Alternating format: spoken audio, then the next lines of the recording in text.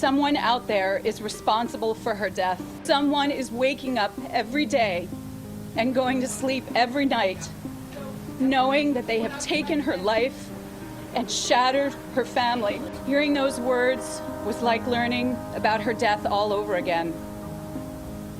Knowing that she died at the hands of someone she may have known and trusted, is devastating.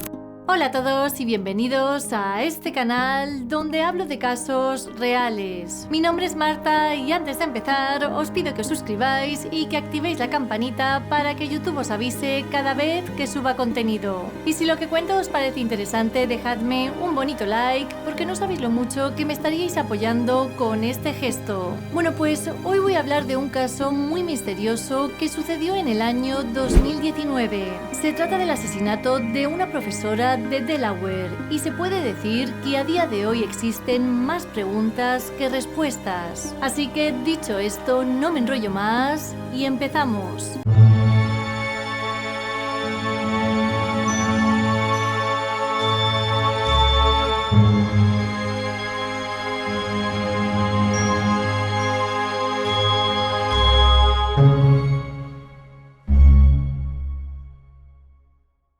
Susan Morrissey nació el 7 de junio de 1969 en West Chester, Pensilvania.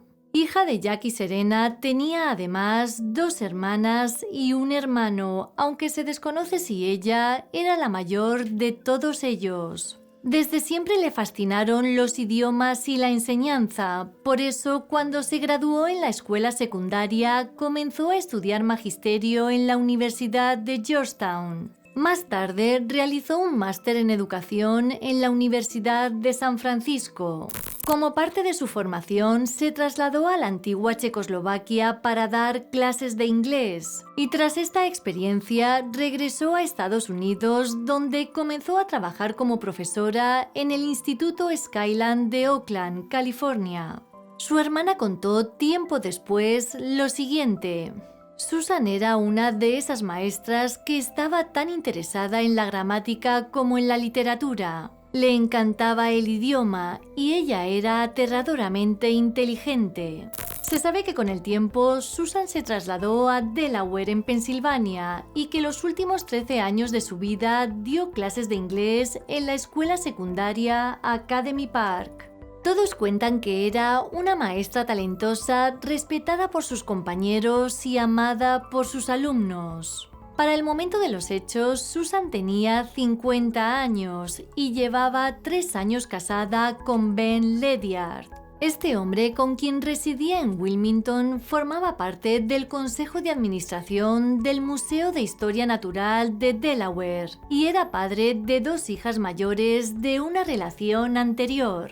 A pesar de su amor por el trabajo, Susan disfrutaba del verano y lo que más feliz le hacía era sentarse en la playa de Stone Harbor con un buen libro. Además, durante sus vacaciones podía quedarse despierta hasta tarde, como la persona nocturna que era. Pero lo que menos podía imaginar era que una de esas noches de verano alguien acabaría con su vida de manera brutal.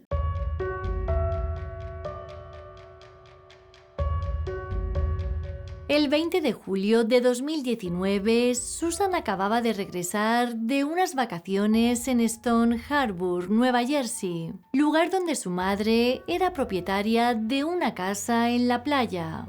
3 días después, su cuerpo apareció sin vida en la orilla del río Brandywine, a pocos kilómetros de su casa de Wilmington. Había sido asesinada. Para establecer la línea de tiempo de lo sucedido, los agentes que llevaron el caso se basaron en 3 cosas: las imágenes de videovigilancia que había en la zona, los registros del teléfono móvil de Susan y la versión del marido.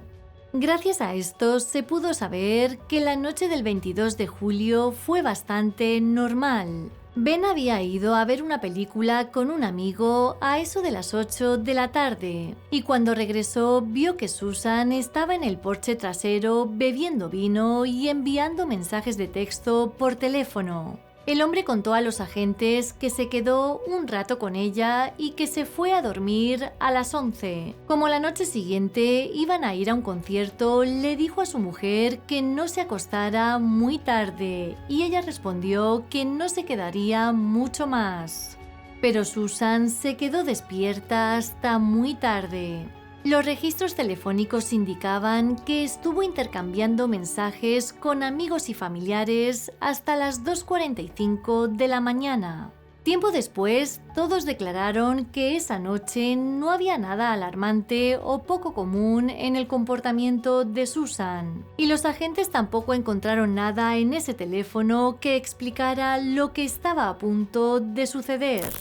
Tras enviar el último mensaje, comenzaron los movimientos extraños. A las 3:02 de la mañana, varias cámaras de seguridad de la zona grabaron a Susan en su Honda Civic negro abandonando el camino de la entrada de su casa. 2 minutos después, llegó hasta Walker's Mill Road, donde estacionó frente a una gran puerta blanca que conduce a un molino histórico, un sitio apartado donde sin duda nadie dejaría su coche.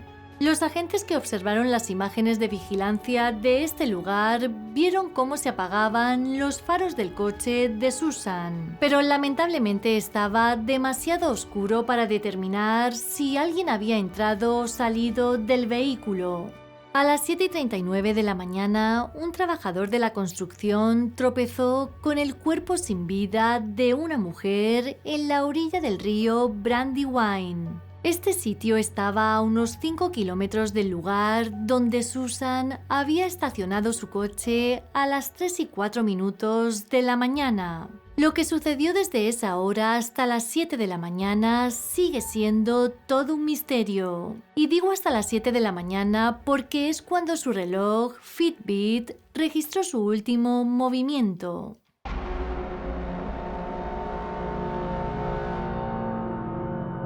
A las 9 de la mañana del 23 de julio, es decir, 1 hora y media después del descubrimiento del cuerpo, varios agentes de policía fueron hasta la casa de la mujer. Ben, el marido, abrió la puerta y aunque en este punto el cuerpo no había sido identificado, le dijeron que acababan de encontrar abandonado el coche de Susan con su teléfono móvil dentro.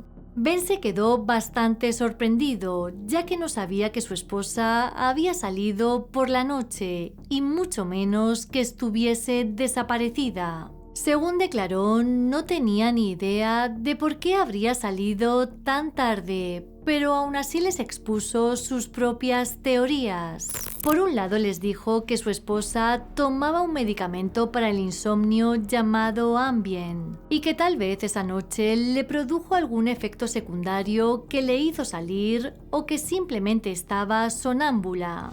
Otra idea era que saliera a fumar, pero sin duda lo que más pánico le causó fue cuando especuló con el hecho de que podría haber quedado en mitad de la noche con otra persona, tal vez un amante. Según sus propias palabras, eso era algo que le rompería el corazón. La autopsia confirmó que el cuerpo recuperado a orillas del río pertenecía a Susan Ledyard. El informe del forense tardó 4 meses en ser entregado a las autoridades y a la familia. Así que durante las primeras semanas, la forma en la que murió se mantuvo bajo circunstancias sospechosas. De hecho, su propia familia llegó a creer que todo había sido un accidente. Pero el 14 de noviembre de 2019, los investigadores anunciaron ante los medios de comunicación que Susan había sido asesinada. Al parecer, la causa de la muerte era un traumatismo por objeto contundente y ahogamiento. Ante esto, la familia de la mujer se quedó atónita. No pensé que se hubiera quitado la vida, pero era inconcebible pensar que hubo un juego sucio. Declaraciones de Meg Morrissey, hermana de Susan. Pero no solo esto sorprendió. Cuando analizaron los datos del reloj Fitbit de Susan, observaron por su frecuencia cardíaca que estuvo viva hasta las 7 de la mañana. Recordemos que 39 minutos después encontraron su cuerpo sin vida. En esas 4 horas en las que no se supo lo que hizo, el reloj detectó que la mujer había caminado cerca de 1,5 kilómetros. A día de hoy nadie sabe si Susan se fue de su casa por su propia voluntad, por qué lo hizo y cómo terminó en el río. Han pasado ya 3 años y el caso de Susan Ledyard sigue sin resolverse. John Morrissey, el hermano, contó ante los medios que en todo este tiempo ha habido personas de interés, pero no ha habido nadie que se haya elevado al nivel de sospechoso. Los hermanos de Susan continúan aferrándose a la esperanza de resolver el caso, sobre todo por sus padres, que tienen más de 85 años. No saben cuánto tiempo les queda de vida, pero esperan que sea el suficiente para averiguar qué le pasó a Susan. A día de hoy ofrecen una recompensa de $50,000 por la pista crucial que lleve a las autoridades hasta el arresto del culpable. Además, para que el caso no caiga en el olvido, han creado una página de Facebook llamada ¿Quién mató a Susan?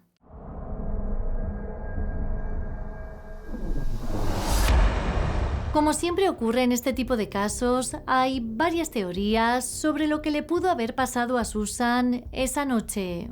La primera teoría habla de un accidente. Tal vez esa noche Susan salió de su casa bajo los efectos del medicamento para dormir o estando sonámbula, cayó al río y murió. Pero es verdad que esta teoría, con los resultados de la autopsia, no tiene ni pies ni cabeza. Aún así, es importante mencionar que surgió muy al principio, cuando todavía no se sabía la causa de la muerte. Y sobre todo porque el marido mencionó a la policía lo del medicamento para dormir.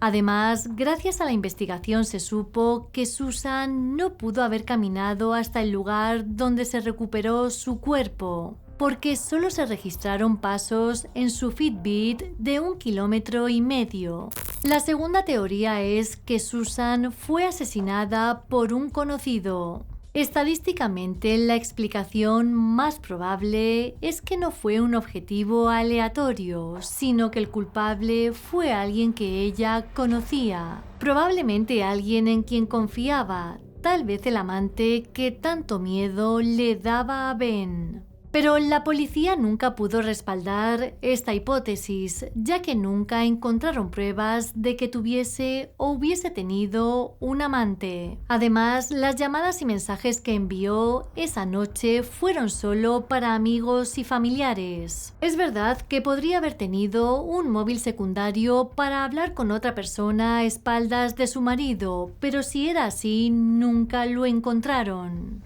La tercera teoría culpa a un extraño. Tal vez esa noche fue atraída por una persona a la que no conocía y tras obligarla a conducir en su coche acabó con su vida. Esto haría que fuese aún más difícil establecer un motivo y el vínculo entre la víctima y el asesino. Y por último está la teoría que señala directamente al marido, pero antes hay que decir que no hallaron nada en su contra y que todo son especulaciones. Aunque el informe de toxicología no se ha hecho público, informes no oficiales dicen que no se encontró Ambien en el cuerpo de Susan. Por eso muchos creen que el marido mencionó adrede este medicamento para despistar en la investigación. Los agentes sobre todo se basaron en las cámaras de seguridad. Si el hombre hubiese salido de la casa y regresado durante la madrugada del 23 de julio, recordemos que a las 9 estaba en casa porque la policía fue a hablar con él, hubiese sido captado por las mismas cámaras de seguridad que grabaron el coche de Susan. En ningún momento se le vio en ellas ni en la de sus vecinos, pero ¿por qué no? Podría haberse escabullido sin ser visto.